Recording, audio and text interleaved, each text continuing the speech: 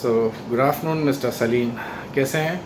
मस्त हूँ मैं। तो सलीम जी, आपका प्रोसीजर हुआ था यस्टरडे, और वो भी लेटेस्ट टेक्नोलॉजी, सफ़ायर टेक्नोलॉजी, माइक्रोएफी आपने करवाया है।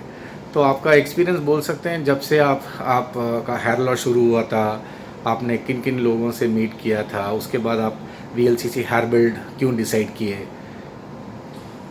पहला मेरा इतना हेयर फॉल नहीं था।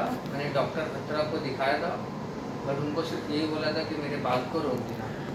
तो उन्होंने कुछ 10 महीने तक मेरी दवा की है, कुछ असर नहीं हुआ मेरे को। मेरा बाल फिर भी गिरते गया।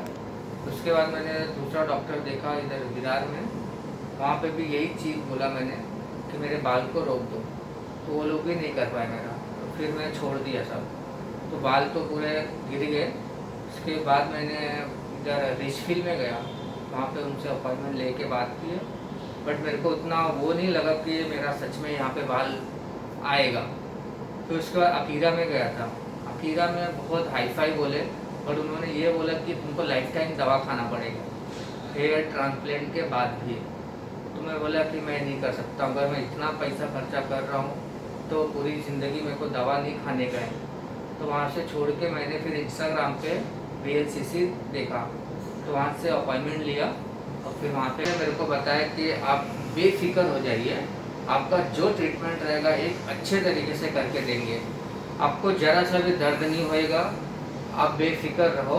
आप मतलब सारे टेंशन छोड़ के आओ यहाँ पे, तो आपका अच्छे से हो जाएगा।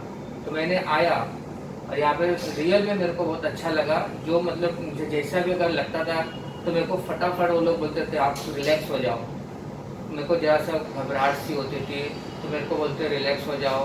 पेन होता था तो मेरे को बता दो, उनको पूछते थे बार बार कहीं पेन हो रहा है या नहीं हो रहा है। तो जब कभी ऐसा लगता था कि हाँ पेन हो रहा है तो बताता था, तो मेरे को इंजेक्शन दे के रिलैक्स कर देते थे।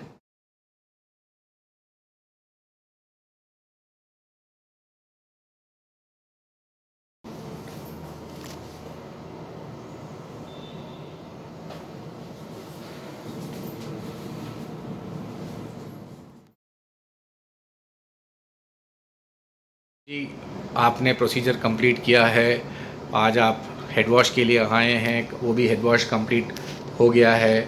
और आपका एक्सपीरियंस कैसे रहा हमारे वीएलसीसी हेयर बिल्ड टीम के साथ?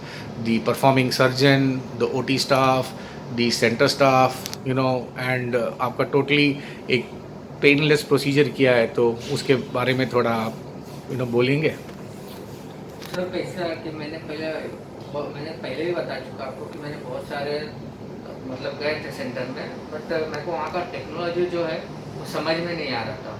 तो यहाँ का जब मैंने देखा टेक्नोलॉजी टर्की का टेक्नोलॉजी था, ठीक है। और टेक्नोलॉजी मतलब मैंने इसके पहले भी सुना नहीं था, लेकिन मैंने सर्च किया, मैंने गूगल से देखा इसका टेक्नोलॉजी कैसा है। फिर मेरे को लगा कि हाँ मुझे जाना चाहिए। यहाँ पे थेरेपी भी है, पीआरपी का है, मेसो का है। तो मुझे ये सब चीज़ें लगा कि प्लाज्मा वगैरह निकाल के लगाएंगे तो मुझे थोड़ा ज़्यादा मतलब बाल का उम्मीद रहेगा कि ज़्यादा आएगा मेरे को। तो इसके लिए मैंने ये टर्की वाला टेक्नोलॉजी मैंने चूज़ किया और फिर मैं यहाँ पे आया। तो सच में मुझे यहाँ का जो टेक्नोलॉजी था वो बहुत ही पसंद आया। अभी मेरा ये जो प्रोसीजर है ये तो होने के बाद भी मेरे को अभी अलग से थेरेपी मिलेगी। हो गया, हेड वॉश हो गया, और आप बिल्कुल हमारे जो पोस्ट गाइडलाइंस हैं, उम्मीद करता हूँ सलीम जी कि आप इसको बिना कोई डिविएशन से फॉलो करेंगे डे एंड नाइट, जैसे सब कुछ जो पोस्ट गाइडलाइंस में लिस्टेड है। बिकॉज अल्टीमेटली रिज़ल्ट जो आएगा 10 या 12 महीने में आपको आउटपुट मालूम होगा। दिया गया सर वो गाइडलाइन अपने को फॉलो करना ही है किसी भी हालत में। और रही बात जो 30 दिन के बाद मेरे को पीआरपी मिलेगा, वो भी मैं टाइम टू टाइम लूँगा। बाकी जो मेरे दोस्त लोग भी हैं या फिर दोस्त के दोस्त हैं, मैं वो भी उनको भी सजेस्ट करूँगा कि बीएससीसी हेयर बिल्ड में जाके अपना हेयर ट्रांसप्लांट कराना। Okay, thank you Salim ji, and उम्मीद करता हूँ आपसे जल्द से जल्द मिलेंगे, गॉड विलिंग। इंशाल्लाह थैंक यू। मिलेंगे।